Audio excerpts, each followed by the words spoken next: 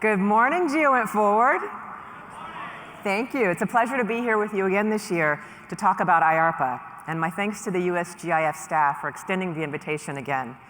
And I'm really excited about the GEOINT Forward lineup this year by sharing the stage with organizations who are critical to what we are trying to do at IARPA, including our intelligence agency customers and partners, members of industry and academia, where the research actually happens, and the federally funded research and development facilities, UARCs, and national labs where our rigorous test and evaluation takes place.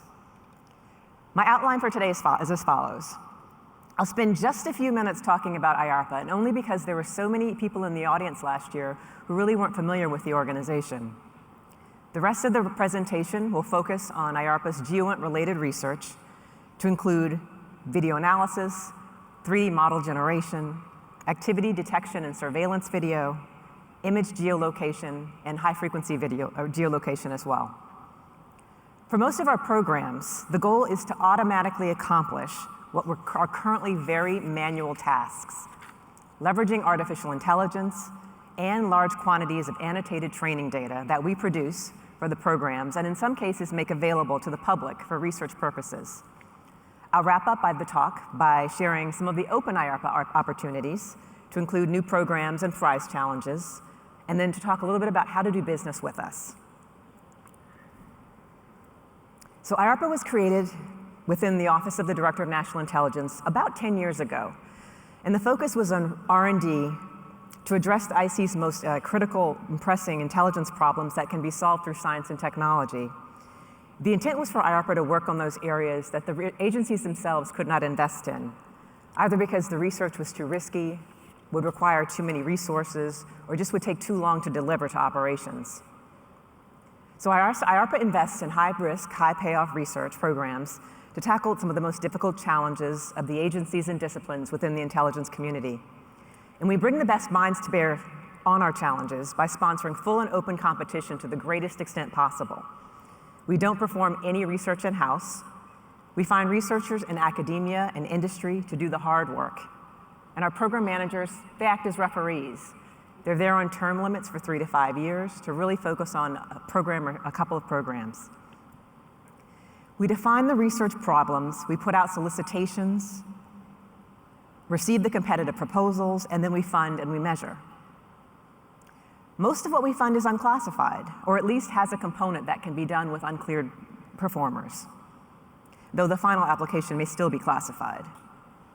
And what I like about IARPA is that our research not only solves some of the problems within the intelligence community, but it also contributes to the greater field of science and understanding in the particular disciplines that we're studying. To encourage technical excellence and truth, we strongly encourage publications of results, both positive and negative. We want to ensure that future research can build on our successes and our failures. So for today's talk, one more quick thing on IARPA. So we basically have research that falls in 4 research thrusts: analysis, anticipatory intelligence, collections, and operations or computing. And again, I'm going to spend the time today talking about the GEOINT-related programs. So for today's talk, I picked 5 of our GEOINT-related programs to share with you, and then 1 completed prize challenge, just to give you an overview of the type of work that we do. And in subsequent charts, 1 each, I will talk about all of those programs. We'll start with Aladdin Video. The Aladdin Video program sought to develop and demonstrate technology to automatically analyze massive quantities of open source video clips with respect to analyst-defined events. In other words, if there's something you're looking for, say for example, you're interested in someone diving into a pool, can you provide a tool or an algorithm, examples of this diving, and have it then search large quantities of video data to find all of the images of people diving into pools? A really well-trained algorithm can probably get to the point where it could distinguish between someone diving off a 3-meter springboard and someone diving off a 10-meter platform, an amateur or even a professional. The operations concept includes a few scenarios. First, imagine obtaining access to a large disk of video clips. And you want to triage the video clips, and you don't have the time to have an individual go through them all. The tool would not only run predefined searches, but would also go through and annotate and provide metadata for all the video going forward so that they could be more easily retrieved and searched in the future. A second scenario involves providing an event kit. So the user would create this based on examples of the videos that they're looking for and some examples of text descriptions of those activities. The system would train the algorithm on the kit, and then run the algorithm against, again, a large collection of video metadata, and return a ranked list of flagged videos that match the criterion. The user would then be able to go through and look at that list. Aladdin Video is in transition phase. The delivered technologies have improved video retrieval rates by more than 100-fold, and are now being used by multiple government agencies. Our Aladdin program manager, Dr. Terry Adams, is here at the symposium this week. Dr. Adams took over the program from Dr. Jill Chrisman, who completed her IARPA rotation in the fall. A very interesting happened the other day. National Public Radio's Morning Edition carried a segment that highlighted the Center for Human Rights Science at Carnegie Mellon University and the tools that they were using to help to look through human rights violation data that was coming back in from cell phone video that showed human rights violations. The tools that they were using were tools that were developed as part of the Aladdin program. So we're really proud that not only are our capabilities making a difference within the intelligence community, but as I mentioned before, they're really contributing to the goals of organizations that are completely outside of the intelligence community. So that's an extra bit of motivation for us. The next program I'll highlight is Core 3D, creation of operationally realistic 3D environment. Its aims are to develop fully automated methods for timely 3D model creation to support our nation's military, humanitarian, and intelligence missions, wherever those missions may be. As we all know, the hot spots in the world, they emerge all the time, and it's not always somewhere that we have either access to or a large repository of data for. And if we don't already have a model for that, by the time it becomes a hotspot, we generally don't have access to the locations. We want to be able to build models for any locations on the Earth. If we can't get there, we must rely on remotely sensed data. That means, for Core 3D, that airborne assets, ground video, and LiDAR are not within scope, that we're leveraging data from space assets, multispectral imaging, panchromatic imaging, digital elevation models, and maps. The goal is the fully automated methods that are leveraging spectral, textural, and dimensional information from satellite data to yield models that are dimensionally true and have accurately rendered textures, materials, and types of models or objects within the scene. The deliverable, as you've seen this chart, will be City GML open standard data with level of detail that's more than blobs on the ground, but not quite what you get from, for example, an image taken from the side where you can actually see the windows and other features that are on vertical faces. Our Core 3D program manager, Dr. Hak Jae Kim, who's on rotation from NGA, is also here with us at the convention this week. He completed his source selection about a month ago and is in the middle of contract negotiations, and I know he's ready to get started and get kicked off. So stay tuned for some great results from that program. DIVA, Deep Intermodal Video Analytics. Boston, Brussels, Paris, London, Manchester.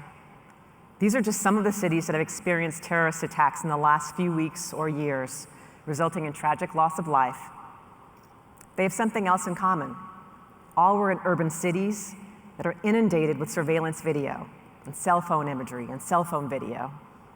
What if we had more warning that something was about to happen just based on the activities and behaviors of the perpetrators? Would that be helpful? Very much so.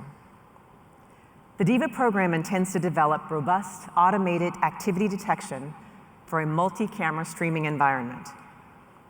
The activities will be enriched by person and object detection. It will include primitive, complex, and threat-based activities. For example, if someone brandishing a weapon, or people carrying things that are sort of out of place in whatever environment that they're in. Are they continuously circling a particular location? We know that humans and our ability to look through video, we can't scale that. We need to teach the computer to emulate a human's ability to understand scenes with speed and scalability that far exceeds that of a single person. DIVA will involve computer vision tasks, ground-based and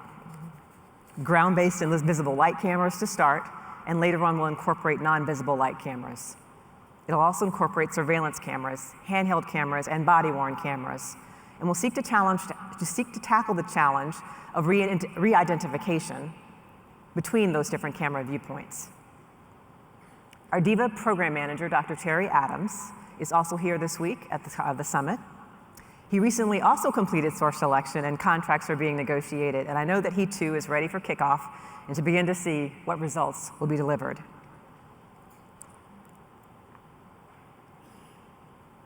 Finder. The Finder program aimed to develop technology that geolocates an outdoor image or video from anywhere on the land surface of the Earth via the use of publicly available information. The program will reproduce a candidate list of locations for an analyst to then go back and consider. And yes, there are other organizations who have a lot of imagery themselves that are also providing services like this. But they're doing so for for areas in the world that are a bit more heavily visited, landmarks, tourist sites. Our goal is to focus on non-famous locations. In other words, obscure places where we really don't have a lot of video available or a lot of imagery available. Finder works by leveraging many different capabilities into one. It searches skylines in a photo of interest, for example, against a database. It searches maps to correlate physical features to likely locations on the map. It searches videos for visual clues or buildings or street signs or some unique identifier. Dr. Hak Jae Kim is also the program manager for Finder, and he took over the program from Dr. Chrisman, who I mentioned completed her rotation last fall. Finder is in the process of being transitioned to government agencies who will leverage their tools in combination with other tool sets that they have on hand. So the final program that I want to discuss is HFGEO, High Frequency Geolocation. The goal was to develop an agile, accurate, and highly available, easily portable geolocation capability against potential adversaries' HF communication emitters. There was both a hardware component and a modeling component, and now we're in the integration and testing phase. The HFGEO program has been able to improve HF emitter geolocation by characterizing how signals travel through the ionosphere, how those are influenced by the ionosphere's physical properties, such as plasma and electron density. For example, we'll incorporate things like what's the weather now, what's the distribution of the electron density in the particular location where the signals are. The program has demonstrated this improvement in near real time using both large and small receive antenna arrays. Traditionally, as you see here in the upper left, high-frequency directional finding incorporates antenna arrays with baselines on the order of 300 meters and dozens of elements.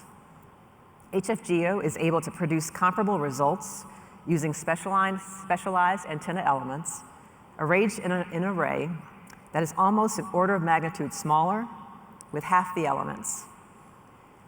It does so by exploiting signal separation techniques, using enhanced signal processing, and applying dynamic weather modeling to determine the likely height of a signal bounce. And for those of you who geek out a bit on these sort of signal discussions, the elevation angle of arrival is determined from the phase lag between scattered signals arriving at the main array across the different elements. So we're taking into consideration and taking advantage of a lot more information that's out there. Our HFGEO program manager, Dr. Torian Creekmore, who is also on rotation from NGA, is here at the symposium this week as well. And HFGEO was probably one of the more mature programs that I've described here. It's about to enter its third and final phase. So the last effort I want to share with you is the Multi-View Stereo 3D Mapping Prize Challenge, which took place a few months ago, or ended a few months ago. So why do prize challenges? Well, it allows us to invite the broader research community of industry and academia with or without experience in multi-view satellite imagery to participate in what ends up being a very convenient, efficient, and non-contractual way of interacting with the government. The winning participants came from both industry and academia, and what I found most interesting is some had never worked with satellite imagery before. 2 of the solutions are actually now available open source, and those organizations are in discussion with other government agencies who were interested in their capabilities and extending them to their own particular mission space. Another benefit from this prize challenge and others is that there is a great benchmark data set that is now in the public domain for future use, and additional data is planned to be released as well. Dr. Kim, who ran the challenge, tells me that one of the organizations that was one of the winning solutions is working on a publication that uses the contest data to further explore automation of image selection for the process that they used. And again, of the people that were the winners, one had worked with stereo data before, but it was on a microscope, so it was in a medical field, a medical imaging application. And the other winner, interestingly enough, was just one of the top-rated community members on Topcoder, one of the premier prize challenge sites. So far I've told you about research that's either underway, completed, nearing transition, not a lot of opportunities to get involved in these. So what opportunities do we currently have that you can get involved in? At the moment, the only thing that is currently open is a prize challenge. So if you're in the facial recognition discipline, we have a prize challenge that we've hosted along with NIST that is looking to improve the accuracy of facial recognition. But we have a lot of opportunities that are very near to being in fruition and that are coming, and I'll talk about a couple of those now. So on that lower chart, we have 3 programs: AMN-HIN, which is in space situational awareness, IFILDEN, which is in chemical identification, and Proteus, which is in human identification using proteins, that are all on our website listed with Proposers Day announcements. AMN-HIN actually had their Proposers Day last week, and the goal of that program is to develop a low-cost, ground-based imaging system to monitor satellites in geosynchronous orbit. There is a draft of the broad agency announcement, a technical portion that is already out on FedBizOps for those of you that'd be interested. The IFILDEN program seeking to develop novel sorbent materials for chemical sampling and storage. In other words, we want to make the sorbent smart and not just the collection system. So irrespective of how it's sampled, we want the sorbent itself to be able to do more than currently they do. They are having a Proposers Day just later this week. And again, there's also the draft of the agency BAA that is available on FedBizOps website. Proteus will have its Proposers Day at the end of July. And that particular program is looking to be a complement to DNA analysis.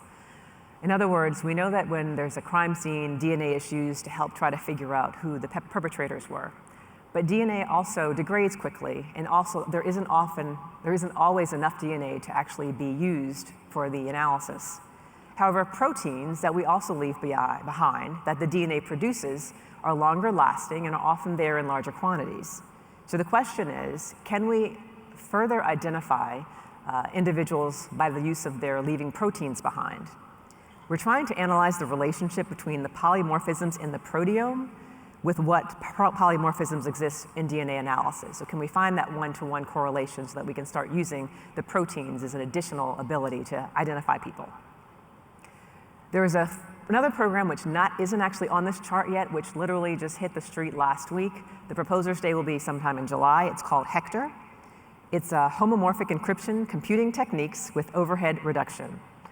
And HECTOR is trying to build a framework that enables system architects and applications developers who do not have extensive cryptographic expertise to develop a broad spectrum of secure, distributed applications using advanced cryptographic techniques. Okay, so what we're trying to do with HECTOR is see whether we can basically have something that is a database that we're trying to query, person that's trying to query the database. The two of them cannot really share their information with each other. How can you still go about figuring out ways to share the data that's been encrypted without actually having to decrypt it first? And is there a way to create tools by which people can better design these systems? That's what HECTOR is going to try to do. The other 2 opportunities that are listed on here are prize challenges that will be released, I believe, in the coming month. Functional Map of the World, again by Dr. Kim, has to do with trying to figure out locations on the world and what their use is, what actually is the type of facility based on the 2D imagery that you collect via satellite. In Morgoth's Crown is looking at spectral libraries and whether you can essentially be able to predict the change in a particular material spectrum by having access to how it changes on certain materials and not necessarily how it changes on all materials. So if you're into spectral analysis, please take a look at that one as well. And again, those two should be hitting our website within the coming month. So prize challenges, programs are probably two really good ways to connect with us. Other ways include responding to requests for information. There is actually one out on Hector, the homomorphic encryption program. We put out these requests oftentimes either before or right before as we're developing the concept for, or right before we're about to release a broad agency announcement for a program to try to understand more about the state of the art, as well as particular information that we might need to help us be successful in the program. Prize challenges, as I mentioned before, great for anyone out there to be participating in. You don't have to be an expert, you don't have to have a lot of equipment, but it is access to great research data. Seedlings is one thing I haven't mentioned yet. So seedlings are an opportunity that's a year-round IARPA-wide broad agency announcement with a laundry list of areas of interest. Essentially, if you have a really good idea that is something that you're not even quite sure is going to work, that's a good opportunity and a good candidate for a seedling. Our goal with the seedlings is to try to bring ideas from disbelief to doubt so that we can then consider whether or not it would be something that we'd want to use and do a program in. Seedlings are about 9 to 12-month efforts, and seedlings provide a great opportunity to interact with a program manager, to just talk to them about the research areas, and then propose something that they may actually end up funding because it's something that they see as a potential program opportunity in the future. All of our program managers and their contact information, their research interests are all on our website at IARPA.gov. We have a Twitter account, so if you'd like to follow Twitter, you can keep up with our research that way as well.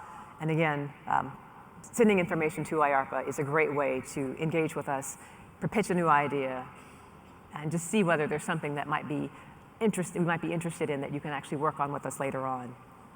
Shameless plug now, because we are such a transient organization with program managers who rotate in 3 to 5 years, we are always recruiting.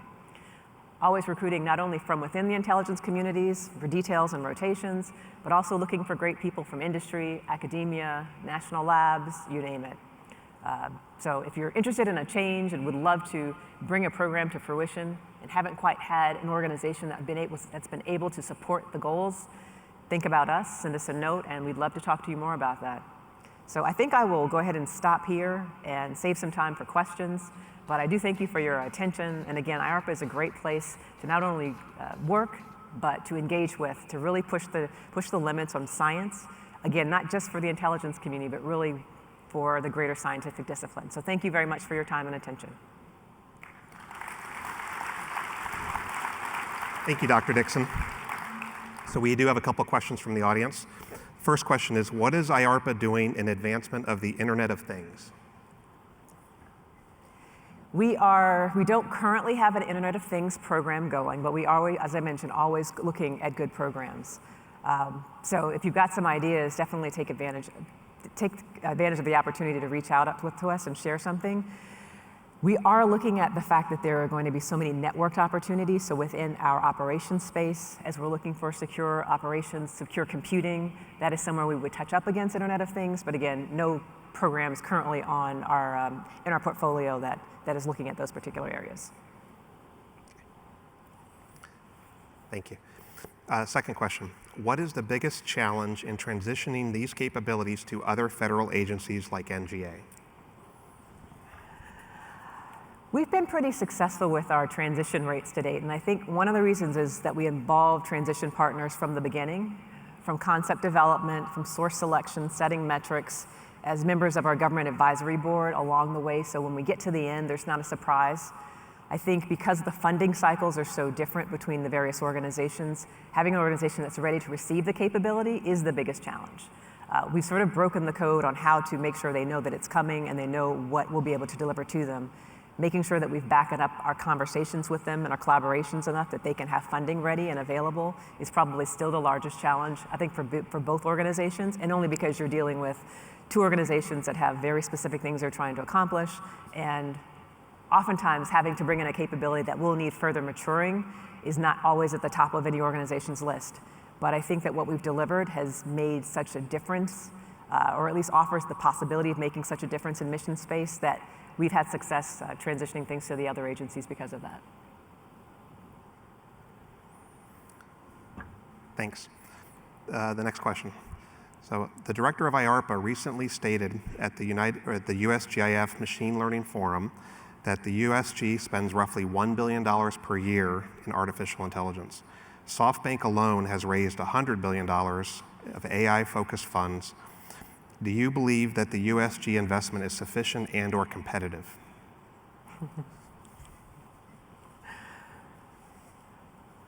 That's the diplomatic answer. It'd be great to have more money, right? It'd be great to have more money to apply to something. But I think Dr. Heine mentioned it earlier, there are a lot of other organizations out there that are investing.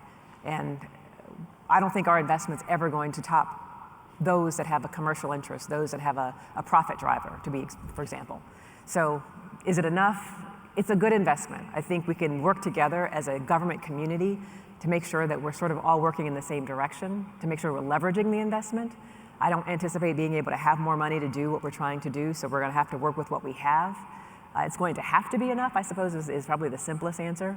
But I believe that the government's going to be able to make some great contributions over and above what the corporate contributions can be, and partly because of all the data that we have available. It's going to be a great partnership for us because of, NGA is a great example. NGA has so much data that it's been collecting for so many years that's frankly already annotated. That's going to provide a lot of opportunities for algorithms to train on them. And working with companies that are also working on there, making sure that we can get more of the data out into the public so that others can benefit from it, I think is our way of doing what we can as part of the government, but also being able to help others move the field forward. So again, it is what it is. We'll make the best that we can of the money that we have. It is a lot of money. If we use the money judiciously, we can push forward the field, but it won't be in isolation. It'll definitely be in collaboration with what's happening in industry and academia. Thanks. I think based on time, this will be our last question. How do the analysts across the intelligence community in a variety of organizations submit a challenge or a need for consideration to IARPA? We tend to work at the level of the science and technology directorates in the other agencies. We have a great open line of communication with them. And again, when we have ideas for programs, we will submit those to them to make sure that we're not duplicating anything, that it's something that they would be interested in once it's transitionable. We're also asking of them what their hard problems are. So I would say for an analyst working in a level, filter those ideas up to your research organization, up to your operations organizations as well, but to the research organization that we're specifically talking to make sure that when it comes to the final list of the agency hard problems, that particular problem is on that list. We will then consider that and see whether there are research investments that are needed in that area, whether we have a gap or whether we have something that actually already can contribute to helping to answer the problem. So keep the ideas coming, circulate them up to yourselves. You can also send them to us directly, but we do go to the agencies themselves and get the list, so that's probably the easiest place to start. Thank you. That's our last question. Thank you very much, Thank Chris. you.